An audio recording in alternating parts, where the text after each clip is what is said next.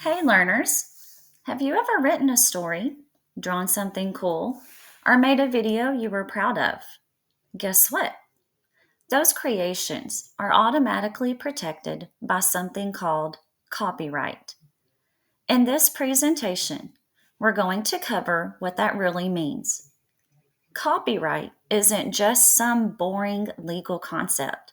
It's a powerful law, and it protects artists, musicians, writers, filmmakers, and yes, even you. Let's find out how copyright rules work and why it matters. When you create something original, like a story, drawing, or a video, copyright helps protect that work from being copied or used without permission. By the end of this lesson, students will be able to explain what copyright protects, identify what types of use are or are not allowed, and describe how to follow copyright rules when using images, music, information in your own projects. Copyright is automatic.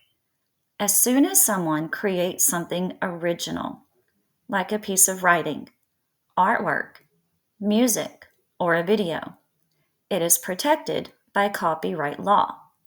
In other words, if you create it, you own it.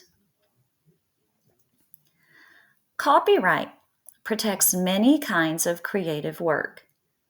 If someone writes a story, composes music, takes a photo, or builds a website, those are all protected by copyright.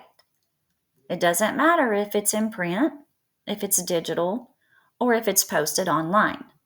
It is still protected. Even if the work was made by a student, it's protected under copyright law. Copyright applies to professional and amateur creators, including students like yourselves. So, what is not protected?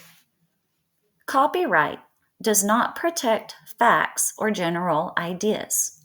For example, the fact that sharks live in the ocean and the idea that the sky is blue are not protected.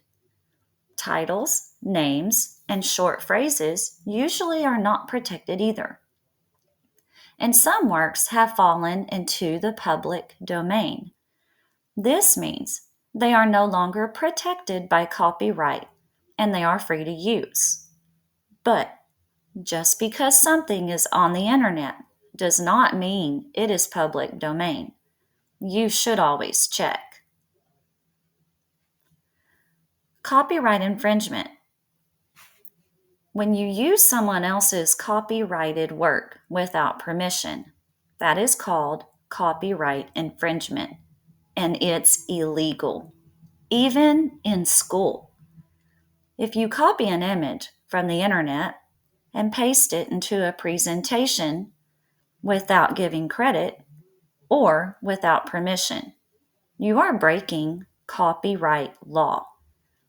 It's just like taking someone else's work and pretending it's your own, and that's not allowed.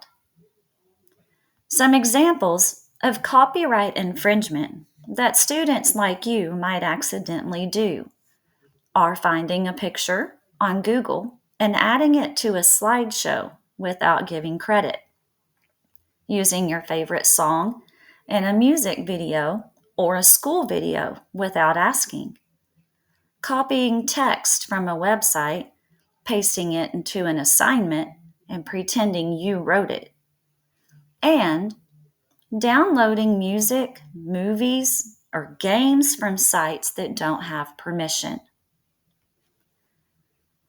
So, how can you use creative work legally? There's a few ways. The best option is to use your own original work. If you take your own photos or write your own text, then you own the copyright. Some works are in public domain. Anyone can use those. And then there's Creative Commons licenses that allow you to use the work as long as you follow the rules. And if you're ever unsure, the best thing to do is to ask the creator for permission. When you use creative work legally, whether it's your own, public, or Creative Commons, it's not just about following copyright rules. It's also about giving credit where it's due. Why should you give credit? Well, it's not just about following copyright rules.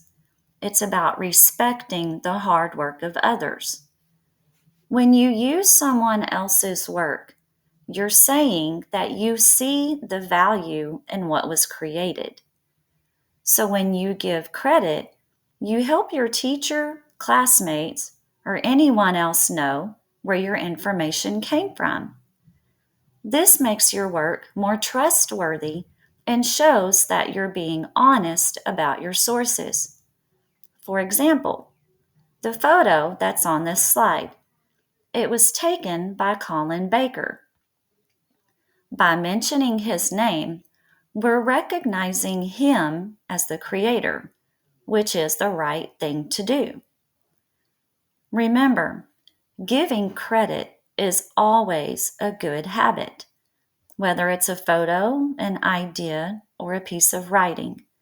Showing respect for the creator is a key part of using creative work the right way. So how do you give credit?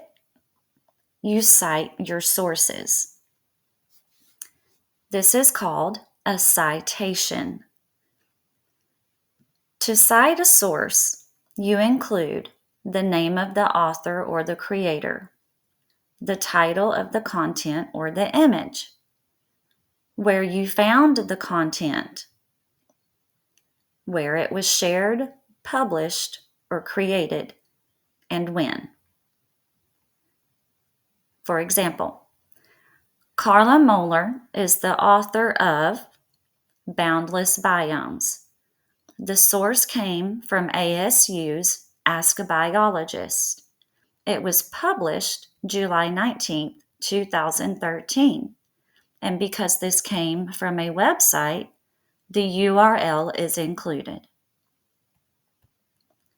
Let's look at some more examples of how to cite sources. First, do you remember the photo by Colin Baker that appeared earlier in the presentation? To cite that source, you would add his name because he took the original photo. It came from the article 10 Most Stunning Coral Reefs in the World. This was found on the Discovery website. Sometimes our school broadcasting team adds short music clips like Beautiful Things to our campus news. And when we do this, we include the song title, the artist's name, the platform we used, and the year that it came out. That way, we're respecting copyright rules for music. Finally, if you use facts or information from a source, like NASA, you need to give credit for that too. For example, if you found an article on coral reefs on the NASA website, you would include the author, which was NASA, the article name, what is a coral reef, the source, NASA, when it was published, and because this one came from a website also, include the URL. Adding this kind of information shows you're being honest, respectful, and following copyright law. But what happens if you break copyright rules? At school, you might get a 0, have parent or guardian contacted, or lose access to campus technology. But in the real world, consequences are much more serious. People can be fined thousands of dollars for using copyrighted music or videos without permission.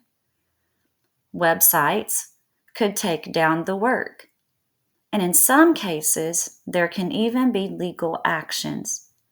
Following copyright rules helps you avoid all of that. Copyright is about protecting creativity and following the law. Some people think it only matters for famous artists or musicians, but that's not true. Copyright applies to everyone. It helps make things fair and encourages people to keep creating. And you're a creator too. One day, someone might want to use your photo, your video, or your song. Wouldn't you want them to ask first or give you credit? When you follow copyright rules, you're not just avoiding trouble. You're showing respect for the creator and for the law. This presentation was written and designed by me for our campus. All materials are original or legally used. I hope this mini lesson helped you understand copyright rules, how to follow them when creating your own work.